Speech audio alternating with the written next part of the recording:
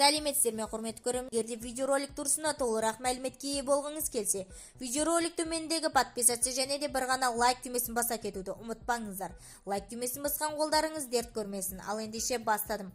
Ақтөбеліктер тегін донор үшін бірін-бірі таптап кете жазады. Желіде Ақтөбе қаласына жаңадан ашылған донор дүкені маңында жүздеген адамның жиналып, бір-бірін итеріп, жапа-тармағай тегін асқа ұмтылған сәтін түсірілген видео тарады. Белгілі болғандай, кәсіпкер әлеуметтік желі арқылы дүкеннің ашылуына орай тағамның тегін таратылатынын хабарлаған. Кеше сағат 14:00-де сауда орнының ашылуы болып, оған бірқатар блогер шақырылған. Видеодан шаруаға жиналған адамдар қараса қалың екені көруге болады. Жастардың топ-тобымен жүріп, бір-бірін таптап өтуге шақ қалған. Полиция осы оқиғаға байланысты әкімшілік іс қозғағанын мәлімдеді. Қазақстан Республикасы әкімшілік құқық бұзушылық туралы кодексінің 505 бабы бойынша хаттама толтырылды.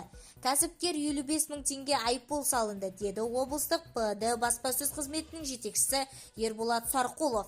Бізді тамашалауды жалғастырыңыздар және де сау саламатта болыңыздар.